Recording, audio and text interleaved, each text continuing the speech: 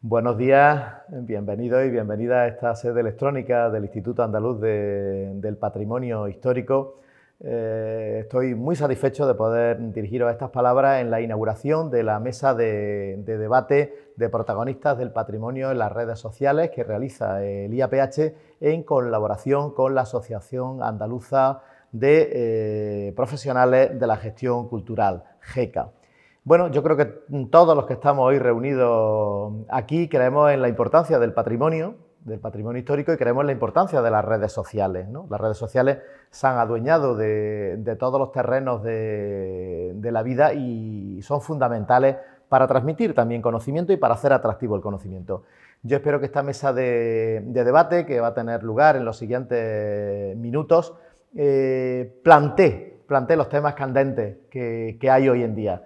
Bueno, cómo se generan los contenidos de patrimonio en las redes sociales, quiénes son los que los generan, qué canales, qué lenguaje, qué códigos se utilizan. Y yo creo que la eterna disyuntiva: ¿se puede ser atractivo y al mismo tiempo riguroso en los contenidos? Pienso que lo ideal es juntar las dos cosas. Presentar atractivamente unos contenidos que tengan rigor sobre el patrimonio.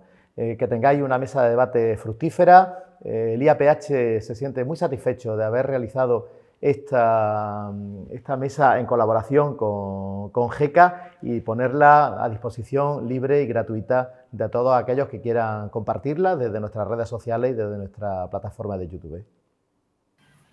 Bueno, pues a continuación simplemente comentaros que esta mesa redonda online, que le llamamos Diálogos con el Patrimonio, pues son espacios de debate, de reflexión en el marco del programa de formación del IAPH y, bueno, intentamos hacer un espacio colaborativo en el que se tratan temas de interés para los profesionales y expertos en patrimonio.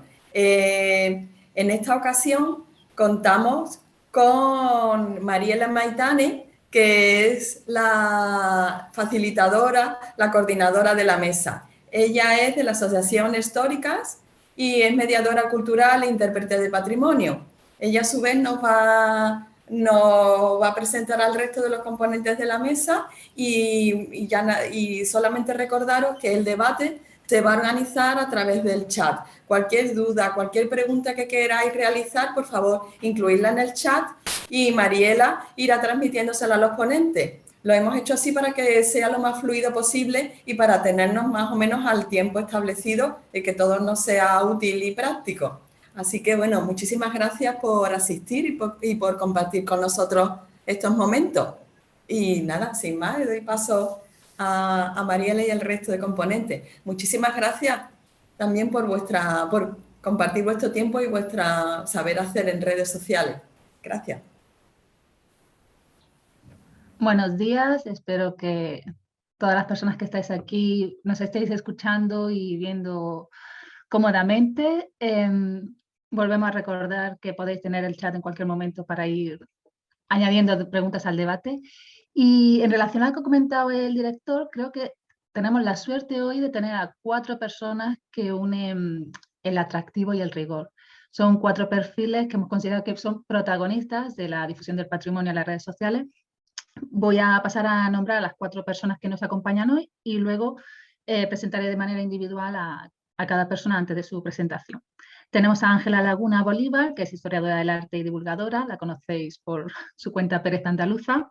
A Bernardo Pajares Duro, filólogo y comunicador, que lleva las redes sociales del Museo del Prado. Seguramente su voz os sonará bastante si seguís los directos.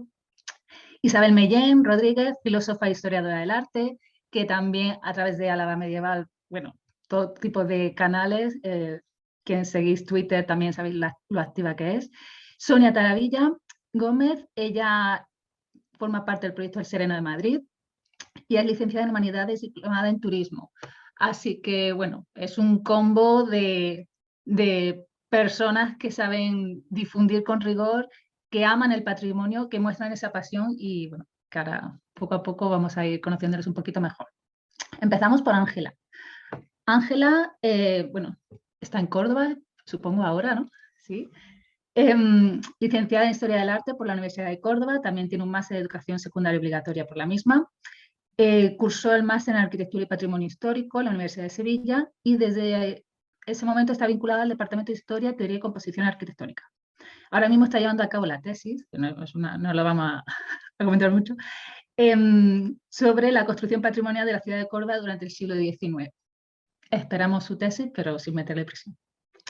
Asimismo, forma parte del grupo de investigación GAP, el Grupo de Acción Patrimonial, Patrimonio, Turismo y Género de la Universidad de Sevilla, y compagina su labor de atención como investigación, trabajando como guía oficial, es intérprete del conjunto monumental y en redes sociales lleva a cabo la labor de divulgación, como hemos comentado, con Pereza Andaluza, que además de sus títulos es Diversión y Difusión Cultural. Así que adelante, Ángela. Bueno, pues nada, antes de nada, presentarme como tal y de traeros un poquito la presentación de hoy, quería agradecer esta oportunidad tanto a LIAPH, a GECA y a Mariela, bueno, a Gestóricas, por esta oportunidad, porque la verdad que yo, que soy aquí una novel de todo esto, estar con esta mesa de profesionales me resulta cuanto menos, pues es una oportunidad de oro para compartir mis conocimientos dentro de lo que cabe con todo esto. Así que nada, empiezo a compartir pantalla por aquí, a ver si lo hago bien.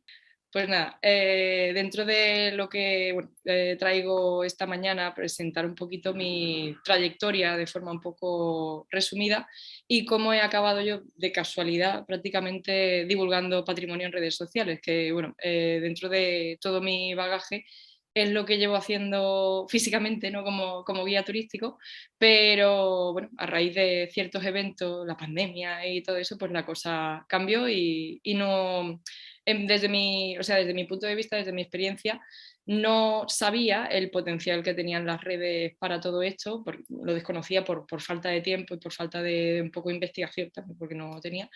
Y a partir de cierto punto pues se ha convertido en una parte de mi profesión que es muy, muy interesante, muy enriquecedora, como digo. Y bueno, un poquito como Mariela ya me ha medio presentado, a ver si esto ahora funciona, un poquito del currículum, esto es un poco, como siempre digo, de tradición académica, por presentarte un poco. Y vaya, yo mi bagaje, digamos, formativo es la historia del arte. Bueno, el máster de profesorado fue un complemento que hice en su momento y que me dio el trabajo que tengo hoy en día. A partir de ahí empecé a compaginar el máster con un trabajo en una empresa de visita guiada y el mundo del turismo, que también por el tema de la interpretación del patrimonio, los historiadores del arte metiéndose en todo este mundo, se convirtió de un trabajo a media jornada pues algo a full time sin esperarlo. La verdad que fue algo bastante inesperado, pero bueno, las cosas buenas de la vida siempre vienen sin que te des cuenta, ¿no? A partir de ahí pues tuve la oportunidad de hacer justo en el IAPH el MARF, lo que le llamamos el Máster de Arquitectura, y compagino desde ese momento el trabajo con el doctorado, que hago pues desde la escuela de arquitectura, como el máster depende de ahí, es por eso. Y también mi tutora pues tiene ese grupo de investigación de patrimonio, turismo y género. El tema es que mi vida eso se divide entre ahora mismo el intentar hacer la tesis, que intentar, subrayo la palabra intentar, y compaginarlo con el trabajo, pues que es una vorágine bastante interesante. Y trabajando por cuenta, bueno, para otras empresas he estado bastante, llevo 7 años metido en todo esto y desde octubre de este año, pues cuando he dado el salto que ahora os contaré. ¿Cómo empezó todo? Pues fue un poco el tener ganas de divulgar pero no tener tiempo hasta que empezó el confinamiento, como siempre. La pandemia pues supongo que nos ha cambiado la vida mucho y en mi caso pues tenía ganas de hacer un perfil donde empezar a divulgar curiosidades de la tesis porque encontraba que había datos y bueno, cosas que me llamaban la atención y que creía que se podían trasladar a la divulgación, digamos, a nivel popular, podríamos decir, porque bueno, la divulgación también se puede hacer a nivel académico, pero claro, no tiene nada que ver, y que lo podía hacer atractivo de algún modo. Así que empecé justo en marzo, no llevábamos ni una semana, y yo creo que me subía tanto por las paredes que dije, o lo hago ahora o no lo hago nunca. Y justamente empecé el perfil, que se llama Pereza Andaluza. Siempre me gusta aclararlo porque tengo serio problema a veces con el nombre por el tema de haber juntado las dos A. Es simple, bueno, lo hice la gracia, ¿no? Pero es un cuadro de Julio Romero de Torres y no es Pérez Andaluza, como mucha gente se cree, o Teresa Andaluza también me han dicho alguna vez. Es en realidad un sobrenombre que se le tiene a este cuadro de Julio, que se llama en realidad Un patio andaluz y que pertenece todavía a su primera etapa. Me gusta por esa razón, justamente porque no parece el típico cuadro de Julio Romero, porque también rompe con varios clichés del artista, como que su mujer aparece en él, como que no sabía pintar como un pintor normal, como se le suele decir, ¿no? En este caso se le achaca muchas veces que Julio era como muy simple porque primaba el dibujo, la línea sobre el color y esas cosas. Y sobre todo porque también hace ese guiño, siempre estoy intentando hacer un poquito de defensa, ¿no?, de la tierra, sobre ese cliché, ese dolce farniente, ¿no?, que se nos tiene siempre por aquí por el sur, y es una cosa que me gusta, pues, en el nombre, que esté ahí siempre presente, ¿no? Más que cuando lo presento la gente se queda así un poco, sobre todo cuando lo traduces al inglés, se te quedan un poco los turistas cuando le dices cómo se llama la empresa, un poco descolocados, pero bueno, está cuanto menos curioso. Y bueno, en general empecé haciendo sobre todo, yo misma me acoté mucho porque creía que debía, bueno, o que no sé, que no podía, ¿no?, excederme de lo que yo pensaba en un principio, y empecé tratando pues temas sobre lo que yo llamaba la movida romántica, por hacer un paralelismo de los 80 con el siglo XIX, porque bueno, cambios hubo bastantes en ese sentido. Me refiero, al final son señores hablando de sentimientos, ¿no? Llámate Becker, llámate Spandau Ballet, pero pues bueno, un poquito ese guiño me gusta hacerlo. El tema de los guiris románticos, porque es un tema también que trato en la tesis como una consecuencia de toda esa llegada del romanticismo y que España se presenta como un paraíso para todos estos primeros turistas a la hora de visitar nuestra ciudad, especialmente, bueno, y Andalucía en general, ¿no? Y bueno, hay muchas historias detrás, como la que he publicado hace poco de David Roberts, que es bastante curiosa. Los crashes, que en este caso, pues Rafael Romero de Torres es nuestro crash máximo, y si no lo pongo, pues ya sabéis que reviento. Por tema laboral, el tema de Córdoba y turismo, que se puede trasladar a muchísimas otras ciudades, no solo de Andalucía, sino del resto de España, y de la turistificación que se va sufriendo, ¿no?, masificación de espacios, sobre todo ahora que hemos pasado los patios. Pues bueno, hemos vuelto a ver, digamos, procedimientos que no son del todo correctos, podríamos decir, para un buen disfrute de la experiencia, de lo que por lo menos los cordobeses y cordobesas creemos que es un buen día de patio, ¿no? No se trata de hacer 2 horas para ver un sitio, pero bueno, las cosas, ¿no?, siempre al final vuelven al cauce que todo el mundo cree que es deseable. El barroco se ha convertido también en otro nicho de divulgación en la cuenta, pero porque es un elemento que a los románticos les encantaba, entonces siempre intento vincular temas de pintura que hay en la tesis, ¿no?, con este aspecto, y por lo que se me conoce que es hacer memes, que parece una nimiedad o una cosa muy básica, ¿no? Pero a partir del humor, como también comentaba Primo Jurado en la presentación, el rigor y el enganchar al público no tiene por qué estar separado, ¿no? En mi caso, pues he intentado llamar la atención, el gancho mío es ese, tanto haciendo visitas como haciendo divulgación, y se ha convertido un poco en ese fin, ¿no? Y al final, pues bueno, me dedico básicamente a eso, a investigar y a hacer visitas, que es básicamente lo que tengo, también a vestirme de señora del siglo XIX, que esto es un momento bastante épico que tuvimos mi compañera y yo haciendo de encarnita, pero bueno. Y luego también pues hacer divulgación, básicamente. Lo que pasa es que, bueno, como os he comentado al principio, el tema del trabajo, sobre todo de visitas, dependía de empresa hasta octubre del año pasado, pero me lié la manta a la cabeza por varias razones, ¿no?, sobre todo a nivel personal, de gestión de tiempo, de un poco poder empezar a combinar esta profesión, ¿no?, de la divulgación, porque a fin de cuentas es una profesión, con mi trabajo y con la tesis, y bueno, estoy combinando un poco todas esas facetas de mi vida. El otro día lo hablaba con una compañera, que eres un poco como, tienes como facetas diferentes, ¿no?, como cuando un artista sale en un escenario y luego se mete en casa y es otra persona completamente distinta, ¿no?, parece, pero es así.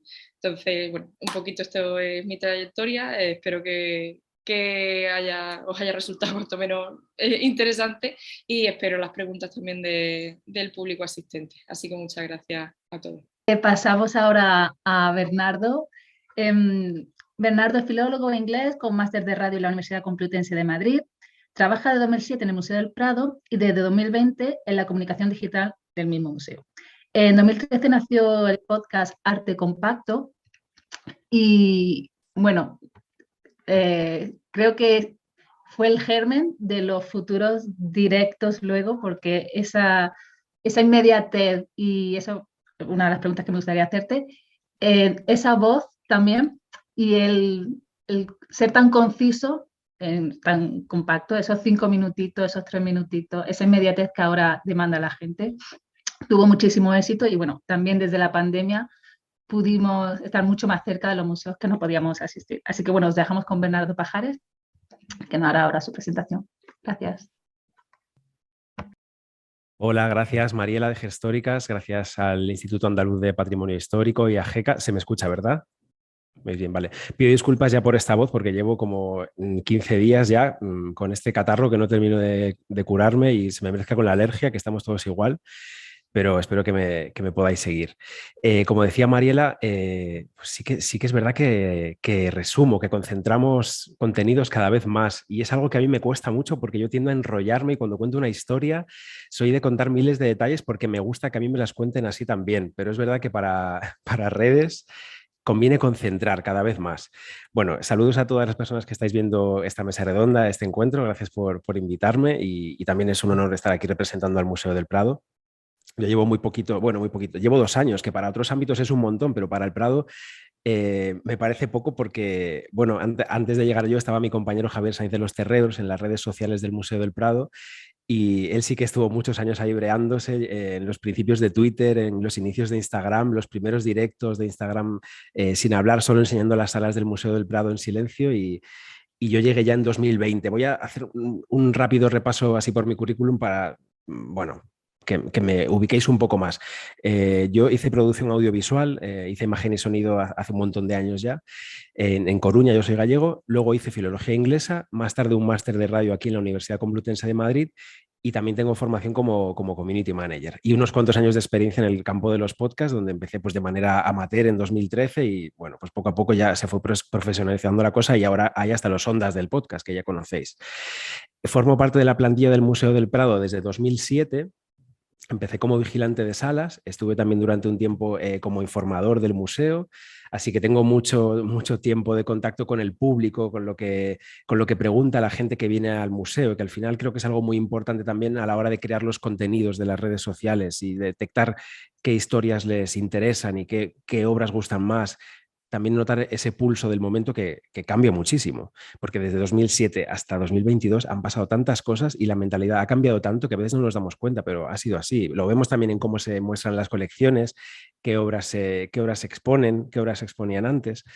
Bueno, el caso es que desde 2007 estuve en salas, en 2016 empecé a encargarme de la oficina de copias del programa de copistas del Museo del Prado que existe desde que se inauguró el museo en 1819 y en mayo de 2020, durante la pandemia, mi compañero Javier Sainz de los Terreros, desde Comunicación Digital, pidió que yo le echase una mano porque conocía mi formación y hacía falta una persona más en redes sociales para cubrir esa necesidad que había cuando estábamos todos en casa encerrados durante la pandemia de sentir que entrábamos en los museos cuando los museos estaban cerrados.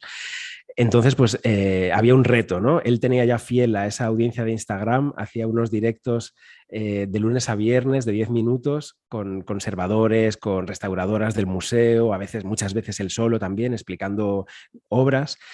Y el reto era llegar a TikTok. Entonces me dijo, bueno, vamos a abrir una cuenta de TikTok y tenemos que encontrar nuestro hueco ahí. Y para mí TikTok era esa cuenta en la que los adolescentes y las adolescentes bailaban la música del momento. Entonces había algo a mí que no me cuadraba y teníamos que encontrar como la manera, pero o sea, os prometo que sentí mucho miedo de llegar a TikTok. Me veía a mí bailando, yo bailo fatal, Javier ni se atrevería a ponerse a bailar delante de la cámara porque él es una persona muy de Navarra y no se pondría delante de la cámara a bailar. Yo igual sí porque tengo menos sentido del ridículo, pero aquello no lo iba a ver nadie. Entonces, no, enseguida vimos que lo que había que hacer era contar historias al final, contar historias, concentrarlas, volvemos a eso, a resumir, ¿no? La gente que entra en TikTok es un público muy joven, es una generación de centennials, ¿no? Gente nacida pues entre 1995, 2010 más o menos, que tiene una franja de atención más reducida que la nuestra, aunque la nuestra también es cada vez más reducida porque cada vez prestamos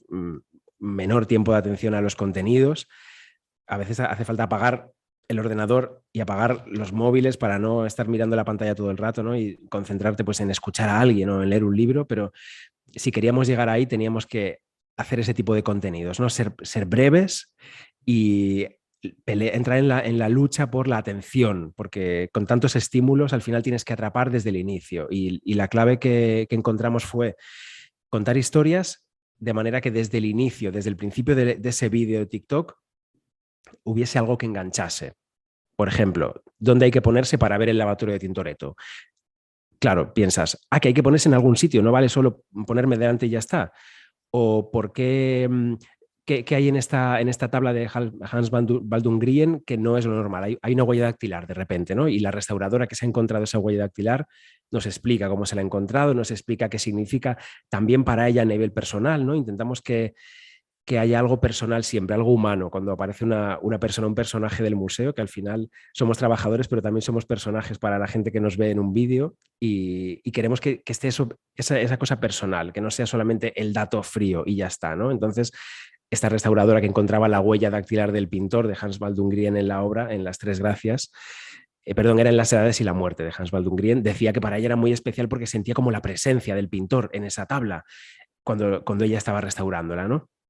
Entonces, bueno, es luchar por esa atención, por esos nativos digitales para que lleguen al museo a través de las redes y, por supuesto, que a raíz de eso, que luego lleguen también en persona, ¿no? Y queremos ser humanos en TikTok, queremos ser también imperfectos, no nos importa tener errores o dudar o meter tomas falsas. De hecho, nos gusta porque las grabaciones de los TikToks, aunque duren menos de un minuto, son largas, largas, puede ser media hora, puede ser una hora, pues hay tomas falsas, claro, porque repetimos, probamos maneras de que sea más atractivo, más divertido y a veces metemos al final de los vídeos pues una toma falsa pues en la que nos reímos, se ríe la persona que aparece, se equivoca, dice, me he quedado en blanco y ahora qué digo, me deja repetir. Estas cosas es que nos muestran como trabajadores humanos que somos todos, ¿no? Y creo que eso pues activa un poco el enganche ese, ¿no? Y primero, al inicio del vídeo, el gatillo de la curiosidad. Y al final, pues eso, aparte de la toma falsa, una sorpresa. También intentamos guardar un dato divertido, un dato curioso, algo que no se espera. ¿No? Hemos publicado, pues ayer mismo, lunes, publicamos un vídeo en TikTok en el que decíamos cuál era el cuadro más pequeño del Museo del Prado, que es un retrato de Federico de Madrazo. Pero decíamos después de eso que hay miniaturas también. Entonces invitábamos a la gente a venir a ver la vitrina con miniaturas que son mucho más pequeñas todavía que ese cuadro porque son pinturas hechas sobre porcelana o hechas sobre marfil que tienen pues algunas 3 centímetros, ¿no? Y enseñábamos una miniatura pintada por Antoinette Brunet, por una pintora del siglo XIX. Pues eso, que al final del vídeo hay algo especial también, ¿no? Y para esto pues tenemos que... Para encontrar ese contenido que interese, estamos muy atentos también a los comentarios, a lo que nos piden. Esto era una respuesta a una pregunta que nos habían hecho en otro vídeo, en el que enseñábamos un cuadro enorme que está saliendo del ascensor, que seguro conocéis, de la primera planta, que es la degollación de San Juan Bautista y el banquete de Herodes, con Salomé. Es un cuadro enorme que es más apaisado que una pantalla de cine y las respuestas a ese vídeo nos decían, oye, ¿y el más pequeño cuál es? Entonces, pues usando esa pregunta que nos hacían, respondemos a modo de vídeo, que es algo que las redes sociales premian mucho también, que tú utilices las herramientas que ellas te proponen, sobre todo las nuevas, las que acaban de salir. Y esto pasa mucho también con Instagram, ¿no? Bueno, quería volver luego a Instagram, luego menciono los Reels al final, ya voy terminando, que creo que se me acaba el tiempo, no me quiero enrollar. 3 minutos, gracias Mariela.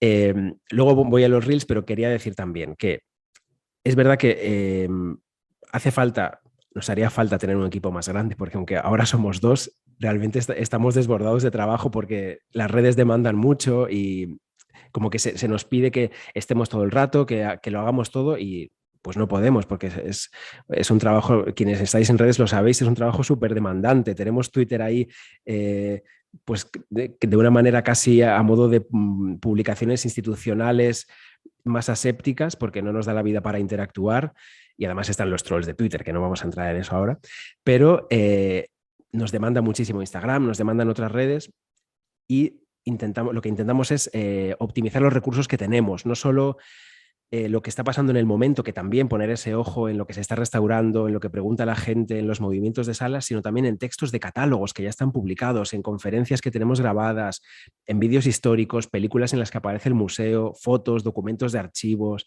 libros de visitas, libros de copistas, porque ahí está pues, Rosario Beis, Los Madrazos, Singer Sargent, todo eso es el campo del Museo del Prado, ¿no? Y todo eso nos aporta para... Dime, Mariela. Ah, vale. Un minuto, perdón.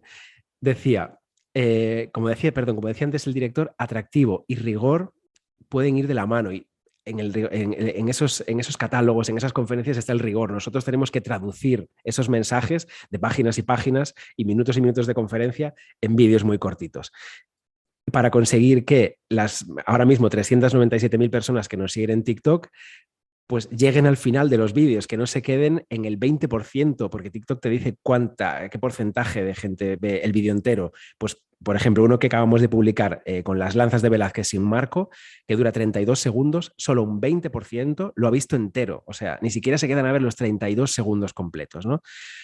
Y a lo que iba de los Reels de Instagram, que quería terminar ahí, Instagram, sabéis que ha sacado una herramienta nueva, un tipo de vídeos que son Reels, adaptando un poco ese formato de vídeos cortos de TikTok. Claro, ellos premian mucho más que tú hagas este tipo de contenidos ahora porque también es un contenido que la gente demanda más. Entonces, ese tipo de vídeos que realmente son los mismos que hacemos para TikTok y los pasamos a Instagram, pueden tener 400.000 o 1 millón de reproducciones, como un vídeo que hicimos sobre los arrepentimientos de Velázquez en los retratos a caballo y de Felipe IV con una restauradora, 1,4 millones de reproducciones, y los directos que hacemos día a día, que están súper fidelizados con una gente que no se lo pierde nunca, tienen 30.000 visualizaciones.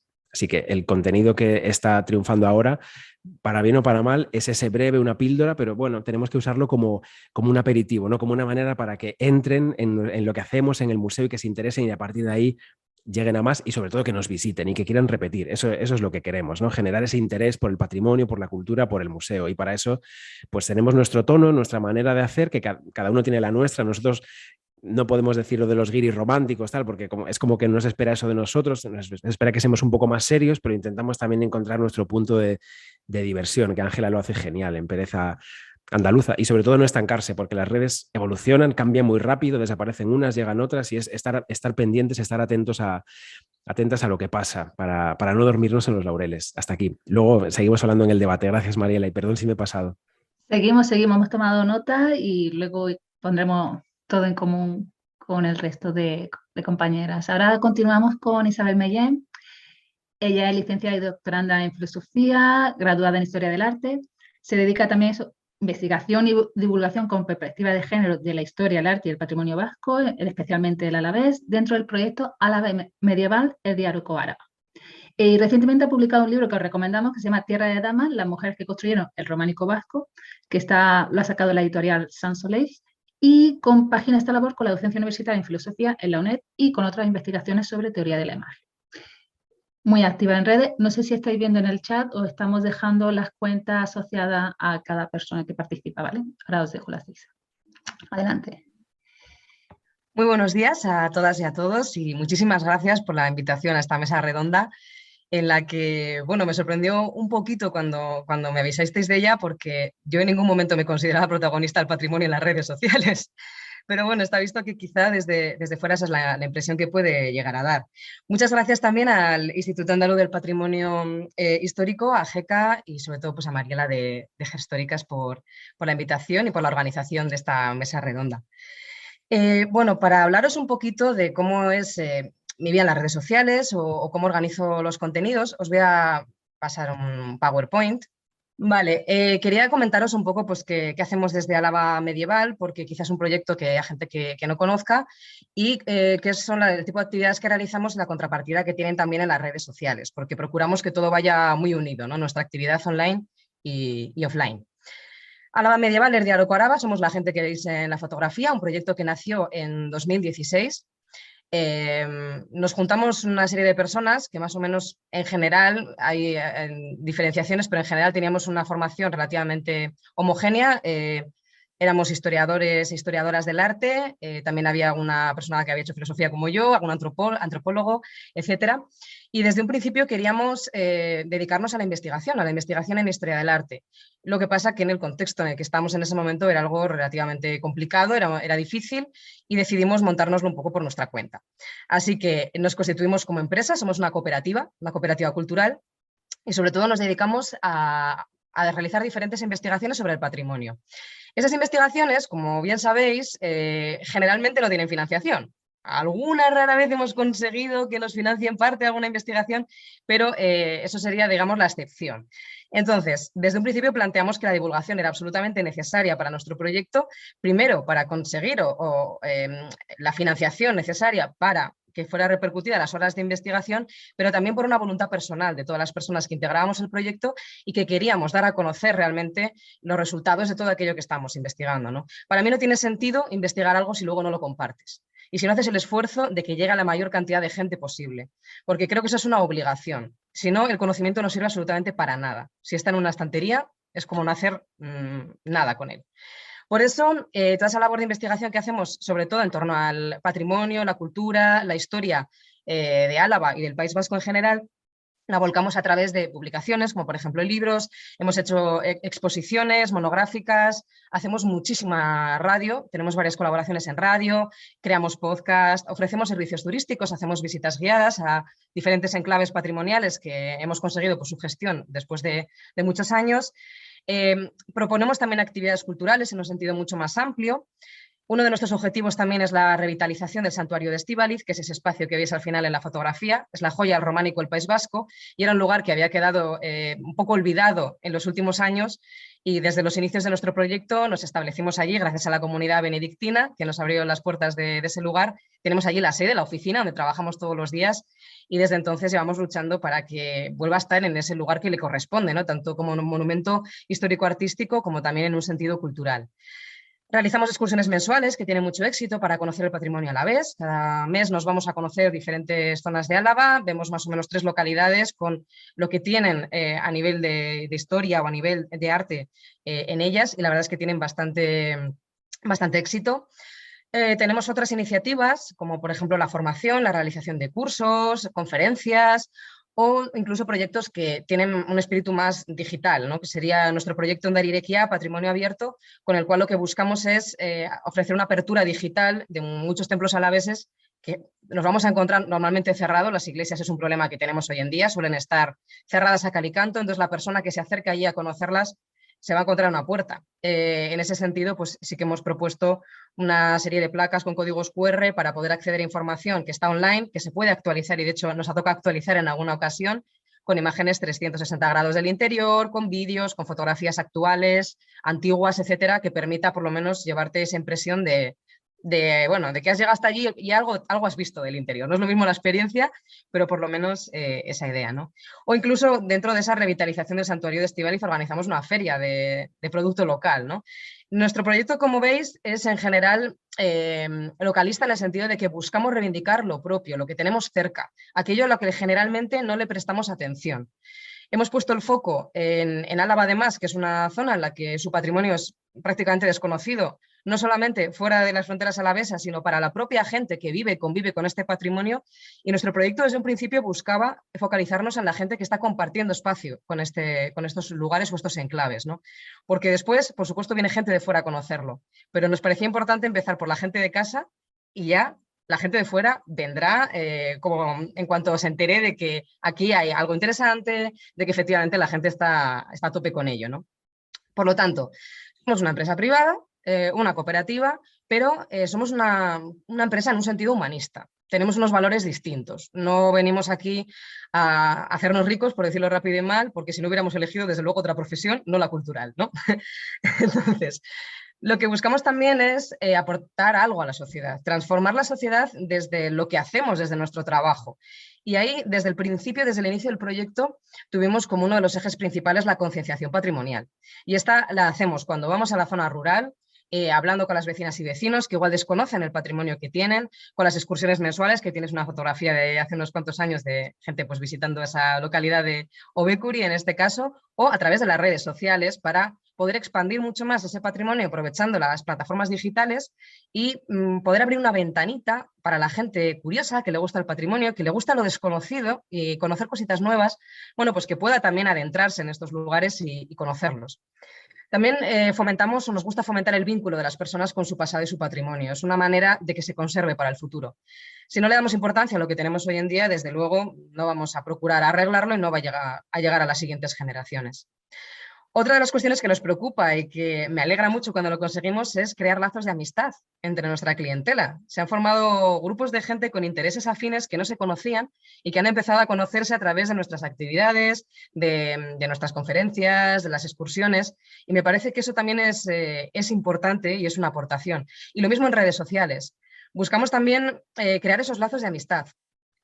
Por eso siempre desde las cuentas de Álava Medieval y la mía personal procuro aportar buen rollo, es decir, apoyar a gente que está haciendo otras investigaciones, estamos en el mismo barco, nada de enfrentarse, ¿no? Sino todo lo contrario, intentar ser un poco proactiva y para compensar también ese odio que a veces hay en las redes sociales, intentar que entre todas y todos pues, creemos esa cultura de calidad, ¿no? Y favorecer lo que hacen otras personas. Por eso también fomentamos una cultura de turismo respetuoso, slow, de cercanía, etcétera. Y por supuesto también, como bien ha dicho Mariela, tenemos una concienciación con la cuestión de género que es importante, ¿no? Tanto a nivel de empresa como en nuestras actividades procuramos reducir la brecha de género, integrar la historia de las mujeres en la memoria colectiva, ¿no? Eso es importante. Y luego hay otra cuestión que también nos parece relevante, que es generar empleo para personas jóvenes con cualificación, que acaban de terminar la carrera, que tienen un paro que es abrumador. Y para eso utilizamos en ocasiones también las redes sociales, no solamente para buscar gente nueva, porque hoy en día es donde está la gente que queremos conocer, en las redes, y pueden encontrar trabajo y trabajar con nosotras y nosotros a través de las redes, sino que incluso hemos realizado fichajes de personas en concreto, que hemos visto su trabajo, su labor, nos ha gustado y queríamos que formasen parte de nuestro equipo. Y de hecho, la que es en la actualidad, desde hace unos pocos meses también, nuestra Community Manager, que me echa un cable con las redes, porque al principio las llevaba yo sola y ahora pues las lleva ella más el peso, la fichamos precisamente por su labor que nos gustó en las redes sociales. Nuestro objetivo en redes, ¿cuál es? Básicamente es divulgar el patrimonio a través de estrategias que sean éticas, que sean responsables, desde una perspectiva de género. Sobre todo lo que nos encargamos de divulgar son nuestras propias investigaciones y contenidos. En ese sentido, no ofrecemos contenidos generalistas, sino que son muy personales de los temas que estamos trabajando y sobre todo buscamos una coordinación entre las actividades online y offline. Es decir, que todo lo que hagamos en el mundo offline, en la vida real, digamos, se vuelque o se muestre a través de las redes sociales y todas las cosas que hagamos en el mundo virtual también alimenten las cosas que hacemos en el mundo offline. En ese sentido, pues también es una plataforma que sirve para divulgar otros contenidos que realizamos, por ejemplo, a través de radio, que hacemos muchísima, ¿no? Pues también nos sirve para ir mostrando esos contenidos. Como Álava Medieval tenemos cuentas en Twitter, Facebook e Instagram. En Instagram llevamos desde hace muy poquito tiempo, porque, claro, como las llevaba yo antes, yo ya tenía Twitter, Facebook también la llevaba con un compañero y ya era suficiente. Entonces, bueno, ahora que tenemos refuerzos de una Community Manager, pues ella lleva más la cuenta de Instagram, o sea que acabamos de aterrizar. Y luego, pues también tengo una cuenta personal, que es Isa Meyen, que surgió a raíz precisamente del lanzamiento que comentaba Mariela, ¿no? Del libro Tierra de Damas, porque hasta entonces las labores de investigación que había realizado habían sido colectivas, con mis compañeras y compañeros de Álava Medieval. Esta era la primera investigación que yo había realizado en solitario, dentro del marco de Álava Medieval, pero exclusivamente realizada por mí. Entonces ahí sí que me di cuenta de que quizá a mí no se me conocía en redes sociales, porque yo estaba detrás de la cuenta de Álava Medieval, no había dado la cara. Y había estado procrastinando mi llegada a redes, porque yo también tengo una tesis, entonces dije, si me meto en redes, adiós tesis, pero ya no me pude aguantar más cuando iba a lanzarse el libro. Y la verdad es que fue un acierto, tenía ganas de meterme en Twitter sobre todo, y ahí pues puedo trabajar muchos más temas, por ejemplo temas también de mi tesis o temas de teoría de la imagen que también trabajo, y ahí realizo sobre todo divulgación de mis investigaciones con perspectiva de género. Me ha posibilitado también relacionarme con otras cuentas a otros niveles, porque es verdad que Álava Medieval da una sensación más institucional, que es un poco también lo que, salvando mucho las distancias, lo que sucede con el Museo del Prado, ¿no? Que tienes que dar cierta imagen, cierta contención, desde mi red personal ya puedo ser un poquito más libre en ese sentido y ser mucho más directa con las personas. Y al final, pues también acabo haciendo lo mismo, ¿no? Combinando esas estrategias online y offline. Y esta mayor exposición a nivel personal trae cosas muy buenas, como esa relación con otras personas o incluso proyectos nuevos o trabajo, que es algo que estoy experimentando en los últimos tiempos y que me parece fascinante, cómo pueden surgir proyectos muy buenos o muy interesantes o incluso que te pueden dar trabajo para varios meses a través de las redes sociales y también en sentido negativo, que ya supongo que también surgirá, que te conviertes en un blanco eres una persona con tu vida, tu biografía, tus nombres y tus apellidos, por lo tanto localizable, y hay gente desde el anonimato que, sobre todo por el tema de la cuestión de la perspectiva de género, que parece ser que es un problema para algunas personas, pues sí que en ocasiones puede generarte cierto, bueno, ser el blanco o la diana de cierto odio. Pero en general lo considero como algo extremadamente positivo. Y mis cuentas estarían eso, en Twitter sobre todo y en Instagram, que soy un poco más tímida en Instagram. Con eso ya termino. Muchas gracias. Muchas gracias. Bueno, en menos de un año en Twitter ya más de 10.000 perfiles que te siguen, pues por eso eres protagonista también en redes sociales. Estoy sorprendida también con esa acogida. Vale, pues acabamos ya con la última presentación, que en realidad es de la persona que es más veterana en esta mesa, porque Sonia Taravilla Gómez, que es licenciada en Humanidades, que tuvo también beca Erasmus de la Universidad de Pisa, diplomada en Turismo, máster en Gestión Cultural, Turismo y Patrimonio y Naturaleza, también tuvo una beca Tour España. Bueno, luego realiza un montón de cursos y jornada de museología, catalogación de bienes culturales, fotografía, conservación de bienes culturales y patrimonio cultural. Tiene mucha experiencia también en el campo del turismo y en concreto en el sector del turismo cultural y religioso. En 2013 inicia el proyecto digital El Sereno de Madrid. Es una bitácora centrada en Madrid y premiada también como blog dentro de la categoría Tu Ciudad en los premios de 20 minutos, ¿vale? Fue en 2017. También ha trabajado en proyectos como Parador Museo y ha redactado para Madrid Destino varios itinerarios culturales para proyectos online. Quien estuvisteis hace unos meses por Madrid, a lo mejor coincidisteis en la exposición en Madrid, Una historia de la moda, donde ella fue co-comisaria y se centra en el oficio de la costura y de las mujeres a lo largo de esas décadas en Madrid. Y bueno, pues adelante, Sonia, aquí. Voy a ello. Voy a compartir pantalla. Primero os quiero agradecer a todos los que estáis asistiendo a esta mesa vuestra participación, al Instituto Andaluz, al Instituto de Patrimonio Cultural Andaluz, a GECA y a Geohistóricas, por supuesto, y a todos mis compis, que os animo a todos a seguirlos. Voy a compartir una pequeña presentación que he hecho para guiarme un poquito. Bien, bueno. Como ya ha dicho Mariela, inició en redes hace casi 10 años. Primero comencé con una bitácora dedicada a Madrid y por ello, bueno, pues he participado en diversas iniciativas. Hace poco la UNED puso en marcha un nuevo proyecto de máster de curso de expertos sobre patrimonio vinculado a las catedrales y me pidieron un pequeño artículo donde resumí un poco pues todos estos años primero en una bitácora, en un blog, que era lo que en ese momento, en el año 2013, se llevaba, y luego, bueno, como he ido entrando en redes sociales. Como ya ha dicho Mariela, pues tengo una formación un poco multidisciplinar y me he dedicado profesionalmente al turismo cultural, he trabajado organizando itinerarios para grupos durante más de 6 años y bueno, he trabajado en la Oficina de Turismo de Madrid y conocía un poquito la ciudad, la conocía algo, entonces por eso decidí hacerme una cuenta de Madrid.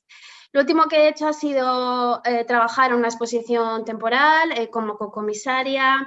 Era una exposición vinculada a la moda, pero era una exposición que tenía por objetivo, en primer lugar, divulgar las colecciones de patrimonio documental, de fotografía del Archivo Regional de la Comunidad de Madrid. Lo que nosotros hicimos fue darle una lectura en clave de moda y yo me quedé, bueno, porque era lo que yo estaba investigando y sigo con ello, lo digo por si alguien está escuchando, si alguien tuvo una madre costurera, abuela, modista, bordadora, me interesa todo el tema de los oficios de la costura, tanto de las mujeres como de los hombres, aunque en la exposición casi no estaban presentes los sastres, pero también me interesa. hice esta exposición en la que yo trabajé el tema de la mujer en la costura y cómo se inicia en la misma desde el siglo XVIII, que es, digamos, cuando las van a permitir, por mediante una cédula real, introducirse en esta, vamos a llamar, industria de la moda. Y bueno, pues las modistillas me encantan, o sea que quien tenga alguna información, aquí estoy yo para recibirla. Estoy ahora escribiendo un libro para una editorial, es un libro que no puedo contar mucho, pero tiene que ver con Madrid. Dentro del patrimonio me interesa muchísimo el patrimonio material. En la exposición tuvimos una parte que era un vídeo y luego bueno, también quedó reflejado en el catálogo en la que hicimos entrevistas a gente que se dedicó al tema de la costura en estas décadas. Uno de los testimonios que encontramos que más interesante nos pareció fue el que nosotros hemos denominado las camiseras de lavapiés. Un grupo, bueno, era una familia que llevaba dedicado a la industria de la costura de las camisas en un pequeño taller que abrió su bisabuela en Lavapiés durante 3 generaciones. Eso quedó reflejado en un vídeo muy bonito, muy emotivo, en el que no solo, bueno, en esta exposición no quisimos centrarnos en los grandes nombres de la costura, sino ir un poquito más allá y hablar con gente que estuvo vinculada a esta historia de la moda, pues desde diversos puntos de vista. Estaban las camiseras, luego había clientes, había gente como Rappel, que tuvo una vinculación muy importante con la industria de la moda en estas décadas de la historia de España. Y bueno, quedó bastante bien, tuvo 15.000 visitantes, lo cual es bastante para la sala en la que era. Como digo, abro un blog dedicado a Madrid en el año 2013. Estas son algunas de las entradas que he hecho. Hoy en día ya casi los blogs no se leen. Yo lo mantengo por una cuestión de romanticismo. Lo tengo ahí, que lo actualizo muy poquito. Cuando quiero escribir algo que tiene más enjundia, pues lo proyecto en el blog, porque creo también que a veces en redes se pierde el contenido y es algo que a mí a veces me preocupa.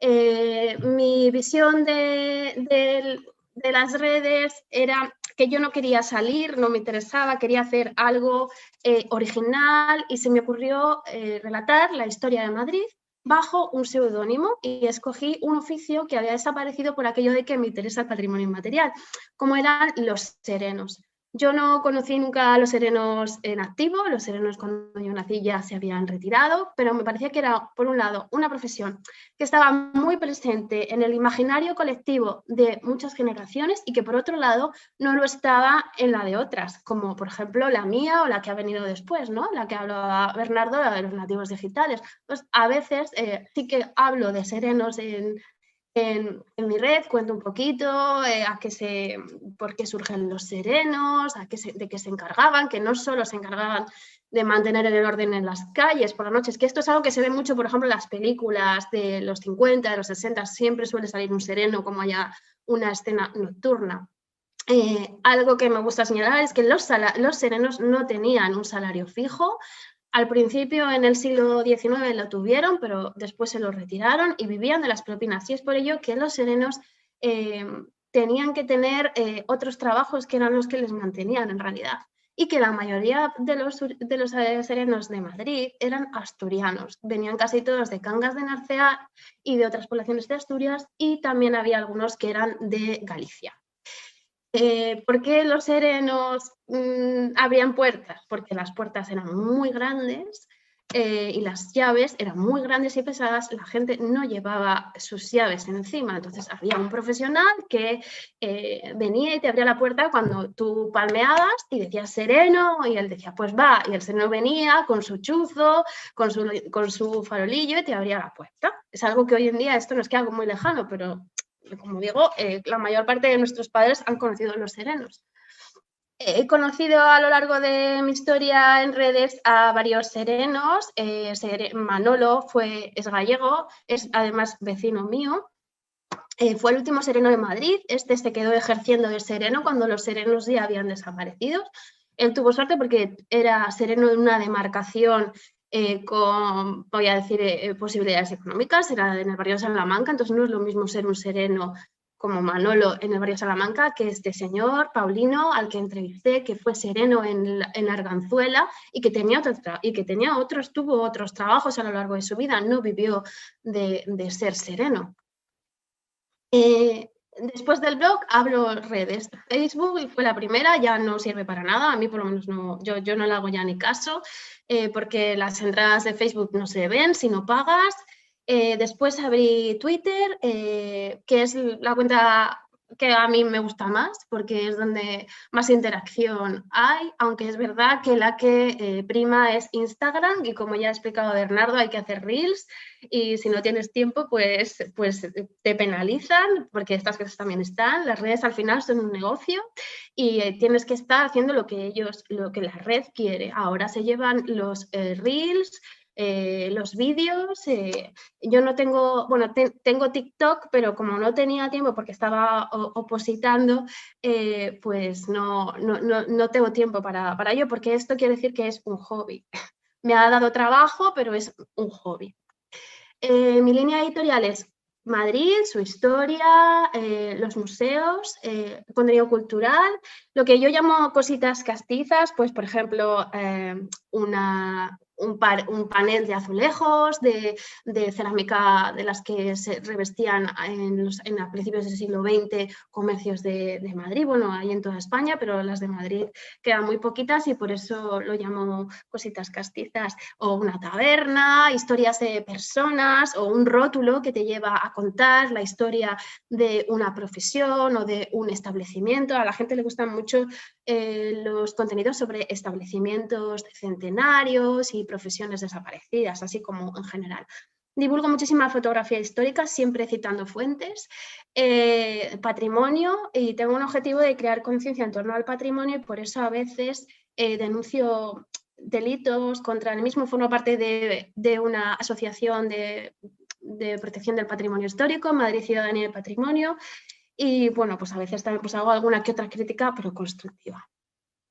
Este es un ejemplo de uno de los delitos que lo denuncié el año pasado y actualmente está en Fiscalía.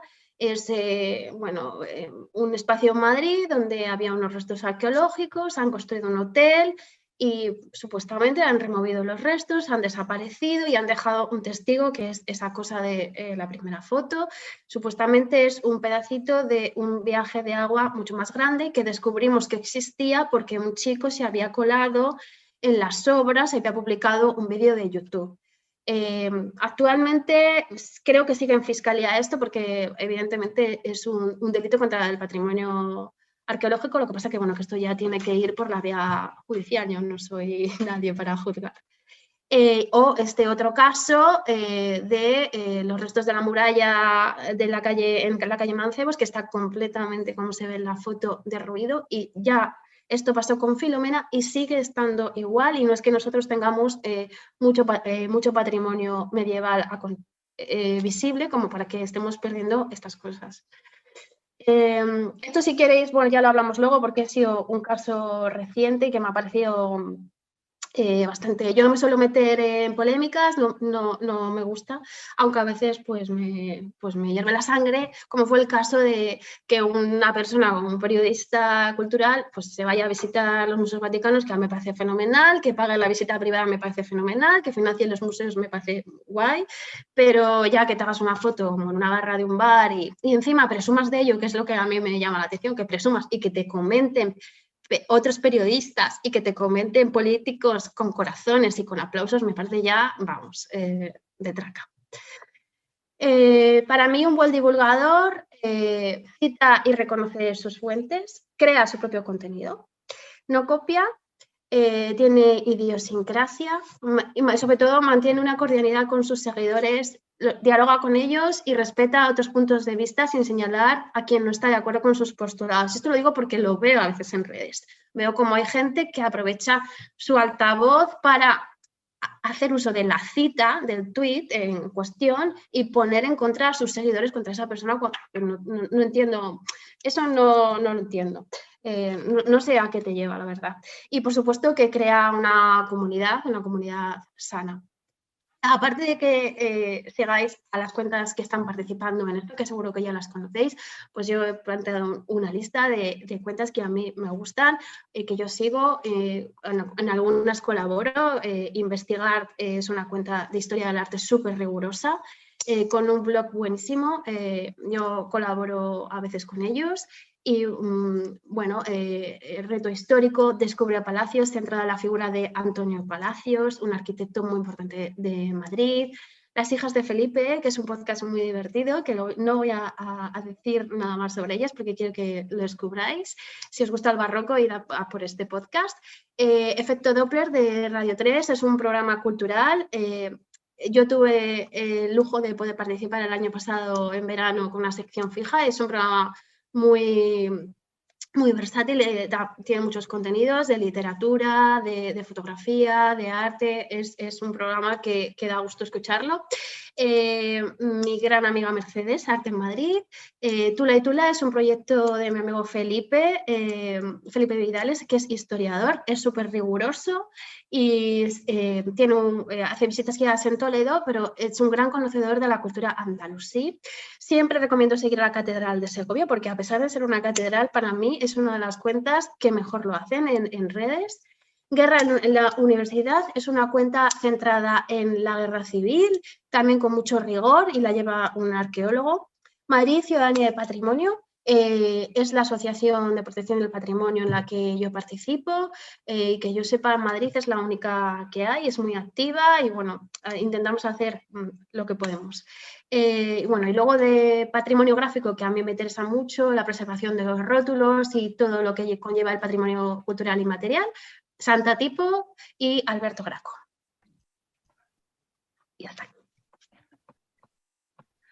Muchas gracias, Sonia. Bueno, he dejado en el chat un documento colaborativo donde se recogen todas las redes de las personas que han participado en la mesa, así como de la organización y las cuentas que Sonia recomendaba ahora, ¿vale?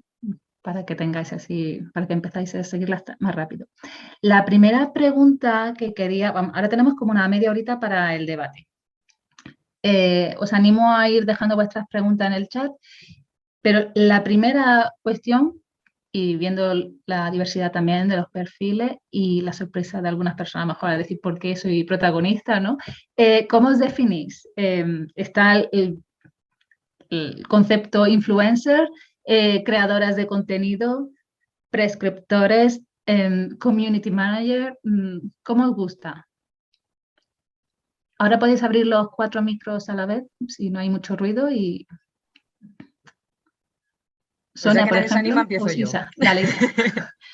Yo me defino como investigadora, porque al final es mi profesión fundamental. Me dedico a investigar tanto en filosofía como en historia del arte. Es a lo que dedico la mayor parte de mi día a día. Y luego está la contrapartida necesaria y que además creo firmemente en ella, la divulgación. Pero me considero eso, más investigadora y divulgadora. Investigadora, divulgadora, Sonia. O Ángela. En redes hablo de divulgadora porque creo que engloba todo lo que hago a nivel tanto de visitas guiadas como de divulgación en redes sociales, y luego ya historiadora del arte, como dice Isa, como investigadora, es otra, que es una profesión que, bueno, por desgracia pues no la hago por amor al arte, como se diría. Entonces, desde el perfil profesional lo englobo todo en investigación, porque tampoco me gusta, por temas también de romanticismo varios, el tema del guía de turismo lo veo como algo más, no sé, como otro mundo que tiene vinculación con lo mío, pero la interpretación del patrimonio, que al final es lo que hacemos los historiadores del arte, pues creo que con la divulgación se engloba bastante bien todo ese mundo. Sonia ha comentado que esto era como hobby, ¿no? Pero tiene muchísimas tablas ya en temas de redes sociales. El resto tenéis, bueno, Bernardo se ha comentado que tiene formación específica, pero ¿las demás habéis sido un poco autodidactas o cómo es el aprendizaje? Porque soy millennial, o sea, toda esta mesa somos millennials. Sí. Y Bernardo ha comentado los centennials, así, ¿no? Y yo recuerdo una charla, Irán Chubarela dijo que éramos purenials, porque ya sabemos. Señoras, somos señoras, ya está. Total. ¿Cómo ha sido esa formación o ese aprendizaje? Yo lo he hecho de manera autodidacta y de manera natural. Conforme han ido saliendo las redes, he ido apuntándome a ellas. Sí que es verdad que sí que leo y sigo cuentas de marketing digital, que es algo que me interesa.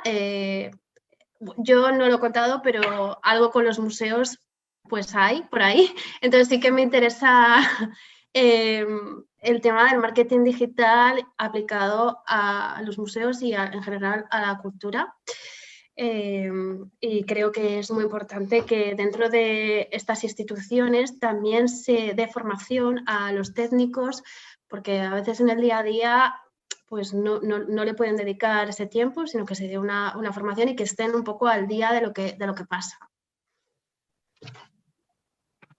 Yo en mi caso sí que tuve formación, pero bueno, de aquella manera, porque eran los inicios de las redes sociales. Yo estaba en paro hace 300 años por lo menos, y vi un curso de Community Manager que estaba tan solicitado que incluso me acuerdo que había que presentar un currículum y todo para que te cogieran, ¿no? Y nada, lo hice. Y claro, la información que me dieron en aquel entonces, por supuesto, está muy desfasada. No existía ni Instagram, no existía TikTok, no existía nada de todo eso. Estaba arrancando Twitter, por ejemplo, ¿no? Se hablaba mucho de Facebook. Y ahí cogí como un poco algunas nociones básicas que luego sí que es verdad que me sirvieron. Pero en la práctica real, al final es sobre todo, bueno, tener educación, que me parece basiquísimo. Actuar siempre con educación y pensando que estás tratando con personas y que tienes que comportarte igual que te comportarías en la vida real. Que tengamos pantallas, no nos exime de eso, y luego sobre todo observar y aprender de otras personas. Es decir, seguir cuentas que dices, mira, a esta persona le ha funcionado este hilo, ¿no? ¿Qué ha hecho para que le funcione tanto? Y fijarte en cómo se muestran, sin más, que hay una manera para que enganche desde el inicio, aprender de eso, o el tipo de elección de fotos, o el tipo de GIFs, y más o menos aprender de otras personas, de su experiencia y bueno, ir bregándose en todo ello. Yo en mi caso, un poco como Sonia, soy autodidacta y además como acabé un poco de casualidad en todo este mundo, empecé a interesarme en cuentas de marketing digital también porque vi que era un nicho ahí importante y hice un pequeño curso de community, bueno, no de community manager, sino de divulgación cultural en redes, que da justamente Miguel Ángel, el barroquista, y con eso pues tuve un poco... o sea, empecé a entender los comportamientos y cómo tenías un poco que presentarte, porque yo al principio era todo un poco caótico y esto necesita de un orden y de una planificación, que es lo que dice Sonia también, que dice, es un hobby, pero un hobby que requiere un tiempo y una agenda propia casi, así que... En relación a la planificación, a los objetivos que os marcáis, ¿cómo os lo planteáis? Yo soy caótica total, yo hago lo que me da la gana. Hoy me he levantado y, o sea, no lo planifico. Antes sí que lo planificaba, pero ya hay un tiempo que voy un poco así. Pues he ido a una exposición, pues lo pongo, ¿sabes? O estoy por la calle y veo algo y lo pongo. O me llega, ¿sabes? Antes sí que lo planificaba, pero ya llega un momento en que soy un poco caótica. Pero habría que llevar un calendario. Si yo fuese profesional, llevaría un calendario, ojo, ¿eh? Yo soy Team Sonia, lo que pasa es que a veces llevo un calendario, estoy intentando retomarlo ahora, porque se me olvidan muchas fechas, en plan de importantes, o tengo fechas personales que a lo mejor, por ejemplo, a mí me encanta el Día Internacional de la Danza por bagaje personal, ¿no? Aunque ahora bailo y bueno, no salgo de la baldosa, pero bueno. Y ya digo, es un poco por organización, pero luego como Sonia, veo algo o asisto a algún evento, o también en mi caso, al final mi perfil lo he profesionalizado en el sentido de las visitas guiadas, pues si tengo que darle difusión a algún evento que tengo que hacer, uso... Lo que pasa es que los reels para mí es que son terribles, yo soy súper desastre, así que voy a publicación normal y si funciona, pues hala, bien. En nuestro caso, en el museo, sí que tenemos un calendario con fechas de nacimientos y muertes que vamos actualizando, incorporando a autoras y autores, y pues de días señalados, de cuándo se inauguró el museo, cuándo se incorporaron las colecciones de tal, cuándo se compró esta obra, entonces, cuando vemos que llega ese día o que es un número redondo, hacemos publicaciones sobre todo para Twitter.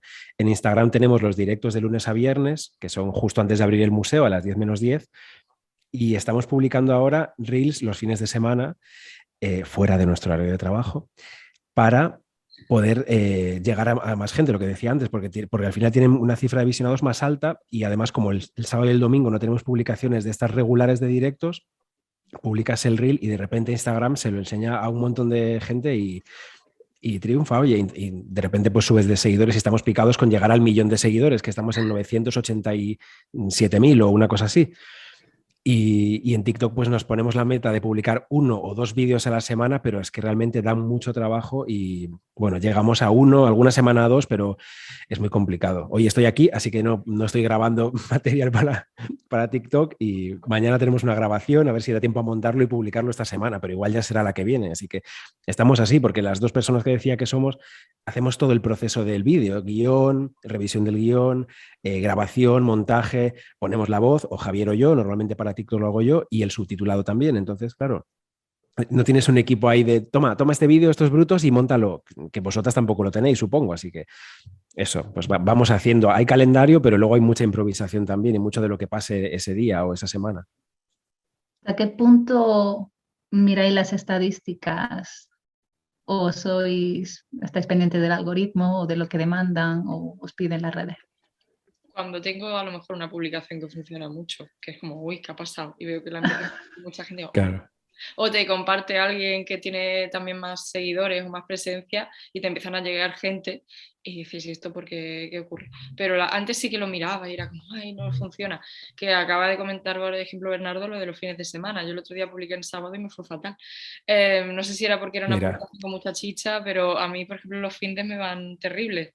Publico a mediodía o por la noche un jueves y me funciona más, ¿no? Pero ya digo, voy un poco viendo por curiosidad, pero tampoco intento. Yo estoy OCK en llegar ahora a los 9.000.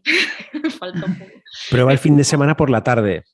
Que llegue a Latinoamérica el fin de semana, pero como a la 1 o a las 3 de la tarde o por ahí. Yo creo que no llego tanto a Latinoamérica. Bueno, algún hashtag clave. Las estadísticas sois casi todos de Madrid. Luego Sevilla y Barcelona. Eso sí, entonces, no sé, bueno, es curiosidad simplemente. Uy, perdón, Sonia, habla. No, yo sí que las miro porque, o sea, no las miro todo el rato, pero sí que lo voy mirando porque es que me doy cuenta perfectamente de cómo, o sea, esto es lo que he dicho ya, esto es un negocio y ellos quieren que tú hagas unas cosas. Entonces yo puedo poner una cosa, puedo poner algo en mi feed que luego coge a alguien ese mismo contenido y hace un Reels y va a tener más visualizaciones y más alcance que el que he podido tener yo, porque yo básicamente no pago a Instagram, me niego a pagar a una red cuando ya le estoy dando el contenido que es lo que le da de comer. Entonces soy un poco punky en ese sentido. I feel you, Sonia. Nosotros desde el Prado tampoco se paga a redes por campañas. No, en nuestro caso tampoco. Yo no sé mucho de mirar estadísticas. Sí que es cierto lo de Latinoamérica. Yo eso lo he comprobado. Que a veces pues pones a cierta hora que empieza a llegar pues todo el feedback de gente de España y luego a partir de cierta hora, sobre todo igual te vas a dormir y a la mañana siguiente eso está circulando por Latinoamérica y dices, uy, y toda esta gente que ha estado aquí durante la noche, ¿no? Y en ese sentido sí que se pueden ver bien esas tendencias. Pero en general yo no miro mucho ni las cifras ni me suelo fijar en esto, salvo la curiosidad de cuando hay algo viral que dices, ay, va, y esto fíjate hasta dónde va a llegar, que dices, bueno, te quedas alucinada y al final lo miras un poco por ver cuál es el límite y por la novedad y la extrañeza, ¿no? Pero en general yo creo que en las redes sociales las cifras no son tan importantes. Lo importante, sobre todo, si es parte de tu profesión, es crear una comunidad. Es decir, que la gente que esté sea fiel, que quiera escucharte de verdad. Porque de nada sirve tener unas cifras muy abultadas si luego no comparten tu contenido, si luego no se apuntan a tus actividades, si no tienes un apoyo de esa gente en otros aspectos, que al final es lo que indudablemente te tiene que dar de comer. Aquí también tenemos que comer todo el mundo, ¿no? Entonces me parece mucho más importante eso, tener gente fidelizada, gente de calidad, a la que puedas hacer caso, con la que puedas hablar, porque hay veces que sí me encuentro pues cuentas muy grandes que igual sueltan cosas muy interesantes, pero luego no tienen esa relación con la gente, ¿no? Y ahí en ese sentido yo me tomo muchas molestias y a veces me puede llevar días contestar a todas las personas que me dicen algo cuando algo se hace muy viral. Que me ha ocurrido decir, bueno, voy a lanzar un hilo y dices, voy a dejarme por si acaso un día medio libre para contestar a la gente. Que a veces pueden decir, pues es innecesario, pero yo creo que ahí está la calidez también de las redes sociales, del hecho de, es como si alguien te interrumpe y te habla por la calle y tú no le contestas. ¿no? O sea, me parece como, o sea, a mí se me hace raro. Entonces, sé que lleva mucho tiempo que a veces te llevas incluso disgustos, porque te que contestar a todo el mundo, te guste lo que digan o no. Depende si es un troll, desde luego que no, ¿no? Pero si es algo que no te está gustando o no te da la razón, pero bueno, tienes que tener ese diálogo cordial con esa persona, ¿no? Entonces, yo creo que más que las cifras o las estadísticas, lo importante es ese intangible que no miden las redes sociales y que son los vínculos que se crean a través de ellas. Mm.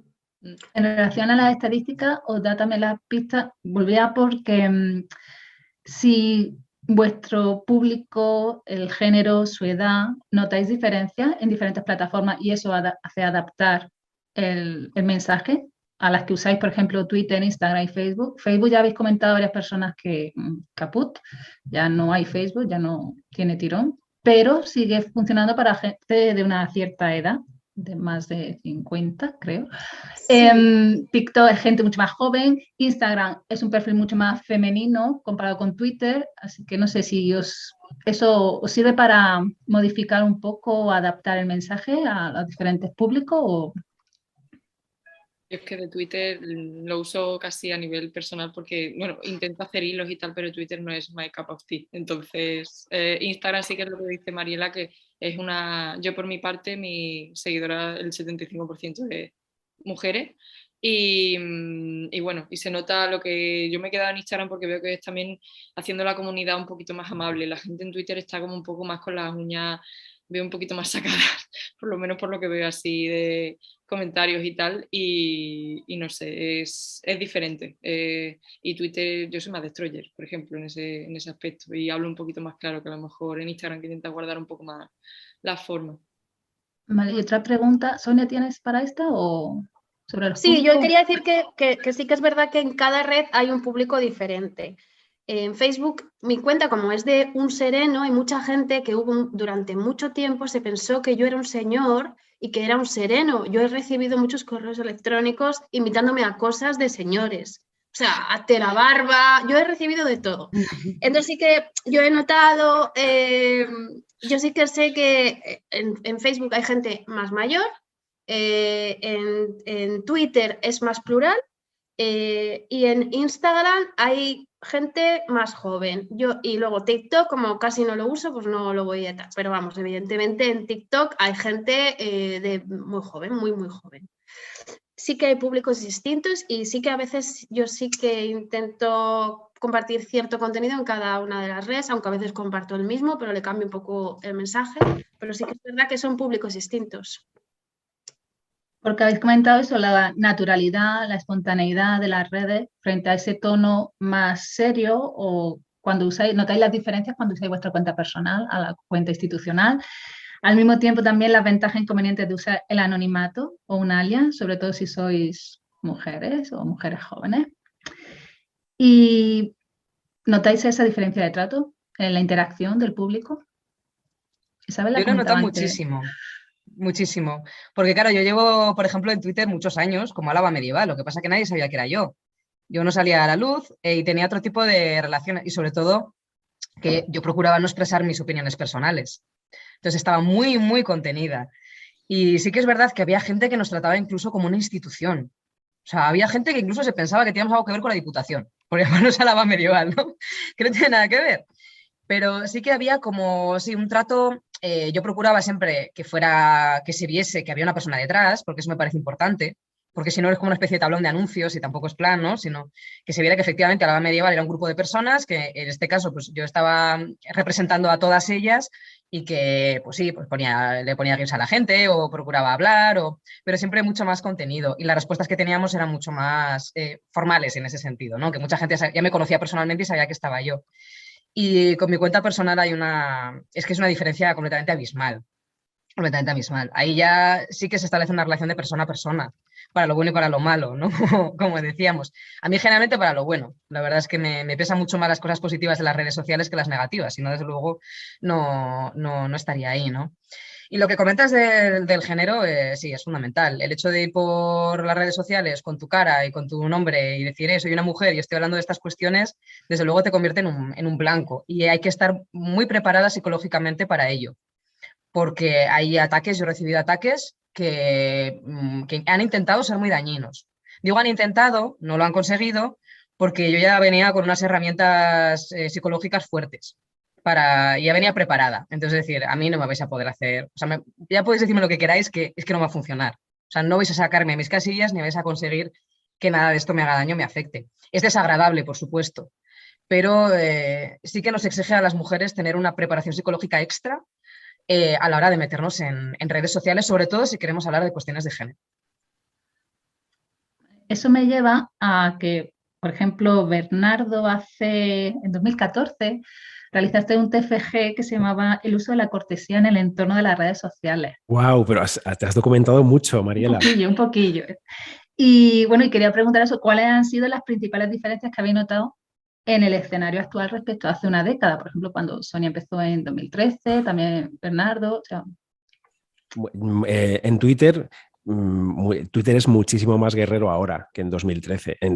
Vamos, es que antes era un lugar, pues era como charlar con una gente que no eran tus amigos, pero era gente con la que compartías intereses. Entonces, pues he visto esta película, mira, me estoy leyendo este libro, mira qué música más guay. Ese tipo de conversaciones, era mucha menos gente. Yo creo que desde el momento en el que la prensa entró a sacar noticias de Twitter, de las redes, a convertir esos salseos en noticias es que en Twitter se habla de esto, en las redes sociales arden con no sé qué tema. Pues claro, eso ha hecho que muchos tuiteros y tuiteras se den cuenta de que les puede hacer famosos y han utilizado esta herramienta para llamar la atención. Y yo creo que esto tiene que ver con lo que decía antes, no sé quién era, creo que era Sonia, decir, no estoy de acuerdo con lo que hace fulanito, lo que hace fulanita, ¿no? Disiento de esto. Entonces comparten el tweet o contestan o ponen una captura y de esta manera llaman la atención desde la confrontación. Y esto lo hacen muchas veces para llamar la atención, para conseguir la fama, para conseguir subir de seguidores. Bueno, es algo que yo no hago ni en mi cuenta personal, no me gusta y es algo que tampoco hacemos desde el Museo del Prado, porque intentamos, pues eso, estar un poco asépticos, que también tiene su parte mala porque no interactuamos y la comunidad de esa manera no se siente arropada y no crece tampoco, estamos estancados en el número de seguidores en el Prado, pero tampoco nos preocupa porque de esa manera pues la información que tiene que llegar a los usuarios llega y no entramos en debates ni en contestar a señuelos para poder utilizar respuestas para atacar, ¿no? De esa manera. Contestamos a dudas, por supuesto, a dudas sobre pues, a qué hora es la conferencia, cómo se entra, cuánto cuesta la entrada. Estas cosas sí las contestamos, pero a provocaciones pues intentamos que no, porque bueno, al final creemos que no lleva a nada. El público de Instagram es muchísimo más amable. Lo era antes y lo sigue siendo ahora, la verdad, que hay nada, un 1% de comentarios negativos y todo lo demás es aportaciones, comentarios positivos, qué gusto poder entrar al museo a través de las redes, de estos vídeos, tal. No tiene nada que ver el tipo de seguidores. Y yo creo que incide, es un factor que la mayoría de perfiles de usuarios de Instagram son mujeres respecto a Twitter, que hay más señoros, vamos a dejarlo así. Bernard, aquí hay una pregunta, como estabas al hilo de las publicaciones, sobre si tenéis autonomía a la hora de publicar o os supervisan institucionalmente. La hilamos con la otra pregunta anterior que habla hasta qué punto la información puramente institucional y corporativa en entidades públicas condiciona esa interacción o el número de seguidores. Esta iría más para Bernardo y para Isabel. Bueno, a la pregunta por la información institucional o corporativa, bueno, claro que condiciona, pero nos condiciona más lo que decía de Twitter, que la hacemos llegar de esa manera, más fría, pues ponemos el titular, hay visitas guiadas, vídeo de esta conferencia, hace 200 años que nació pues no sé quién y ya está. No intentamos ser divertidos ni estar al día en las tendencias porque, bueno... mi ilusión era un poco esa, cuando llegué al equipo era ser un poquito más frescos en Twitter y un poquito más majos, pero después de algún ensayo y error y de alguna conversación con mi compañero en la que me decía vamos a probar, pero ya verás que luego no compensa, pues me di cuenta de que efectivamente no merecía mucho la pena. Y sobre la supervisión de los contenidos, tenemos la suerte de que confían en nosotros, entonces es verdad que tenemos muchísima libertad.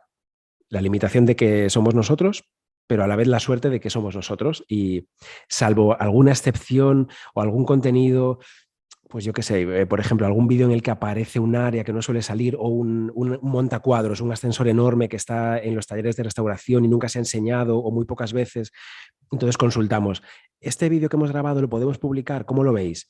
Que en restauración nos digan si todas las obras que aparecen al fondo a lo mejor no son protagonistas en ese vídeo, pero aparecen obras restaurándose que no se pueden enseñar porque todavía no se ha contado. Entonces, estas cosas las consultamos, pero la verdad es que desde arriba, no nos controlan, no nos dicen hay que hacer esto, hay que hacer lo otro, o contadlo así o contadlo así. Nos dan libertad para que el mensaje lo modulemos como queramos y que también los temas que proponemos los saquemos. Y no hay que pasar 80.000 filtros como sabemos que pasa en otras instituciones. Eso es una suerte.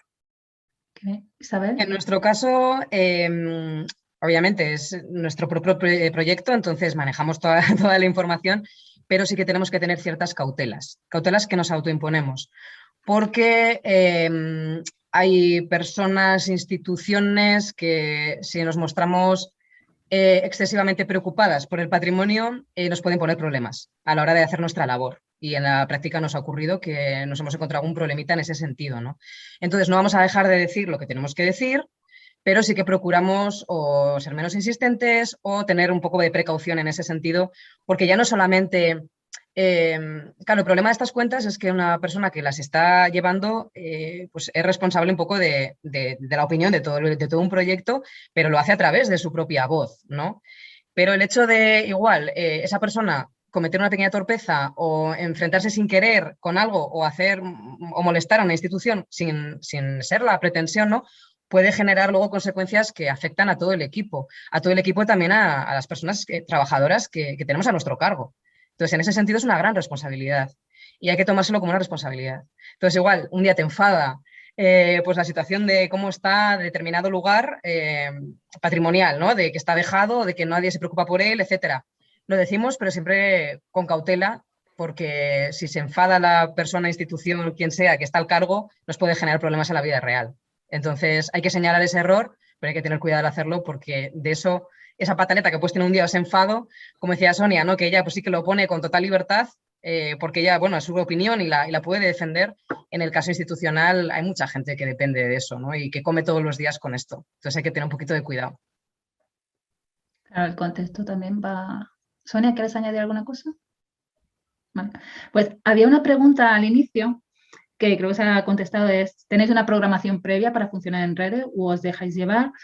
Hablaba también del caso de Twitter, si lo equivalente a los Reels serían los hilos. Hubo una época en Twitter que salió lo de las stories estas que no creo que no las vio ni nadie y no funcionó. Los fleets, sí. Sí, eso ni me acuerdo del nombre. Una cosa Twitter intentando efímera. ser Instagram y no funcionó. Luego os preguntan también si tenéis algún método para escoger qué elementos de vuestras investigaciones son adecuadas para las redes sociales. Porque es obvio que no todo es tan, a lo mejor tan atractivo o puede ser tan interesante, pero no sé. ¿Qué método? A la hora de seleccionar, por ejemplo, elementos de tu tesis, Ángela, ¿cuáles piensas que van a funcionar mejor? ¿O los que te llaman a ti la atención o los que pueden generar interés en luego realizar tus actividades? Claro, en mi caso pienso un poco en, o sea, en el público y en lo que le puede interesar a nivel general, porque no es lo mismo que, aunque hay cosas muy localistas que a veces no te lo esperas y bueno, un salseo le gusta a cualquiera, ¿no? Pero típicas pues barrabasadas patrimoniales que se hacían en el 19 de familias quedándose con fíbulas romanas y usándola la hija del señor como broche de vestido y cosas así, que esto, bueno, pues hay cositas que a lo mejor tú te crees que no funcionan y las puedes publicar, pero por norma general suelen ser cosas bastante generales. No intento meterme tampoco en fregados así muy complicados.